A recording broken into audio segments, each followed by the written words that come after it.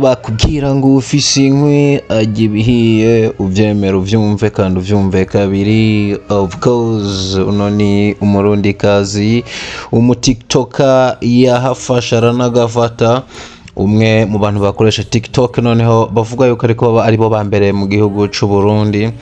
Umwe mu bakobwa bamaze no kujya amafaranga atari make bakajya nagatubutse biciye ku rubuga rwa TikTok, urubuga ubona yuko ari nago akoresha gonyene yitwa ANNY Ingabire. Umukobwa yamenyekanye cyane kuri TikTok, noneho mu minsi ya mbere abantu batari bazi yuko ari n'umurundikazi bakaba bamwitiranya na bamwe mu bakobwa bo muri East Africa. Noneho ntamenye igihugu avamwo aza kumenyekana neza yuko ari umurundikazi igihe yarafashe amadarapo agashira kuri zimwe mu mbuga ziwe. Noneho n'umukobwa yongeye kugaruka cyane mu binyamakuru igihe yaboneka nko mu video vixen mu ndirimbo Elana ya Melanin Boy.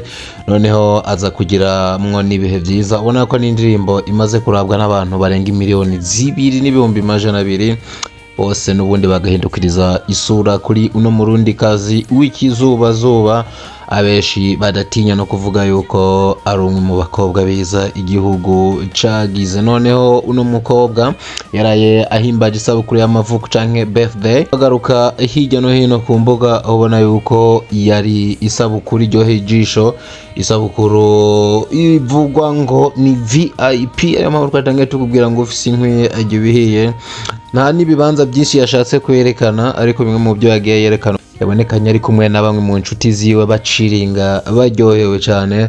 Noneho akaba akomeje kwakira amagift. Bimwe mu byo yatangaje, uno mukobwa yashimiye Imana kuba ikimuteretse kimuhagaritse, noneho ashimira bamwe mu nshuti ziwe badahengeshanya ngo kugira ico baterereye kugira abeho yishimye. Ni ANNY Ingabire, TikToker akomeye cyane mu Burundi noneho no muri East Africa, ubona yuko ari umwe mu bantu banakurikiranwa cyane. Amwe mu yandi makuru menshi tugiye tuza turabaha y'ama exclusive kuri Diko Entertainment.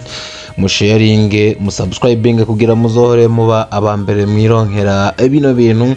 Ubona yuko tugiye kuza turabaha amakuru atandukanye hambavu yayo dusanzwe tubashikiriza mu biganiro bitandukanye bivuga cyane muri cinema. Ni uno mukobwa kandi byabonekanye yuko yasa n'uwamaze kwinjira muri cinema, aza kubanza kubireka gato, ariko amakuru ari hano hanze akaba yemeza yuko uno mwaka wa 2026 dushobora kumubona muri industry ya cinema noneho mu buryo bwagutse. Bangahe mu mutegereje ese wari umaze kumubona ambu mu followinga ubona azobishobora cyane? Tubane 5 kuri 5 mu bindi biganiro bigiye gukurikira.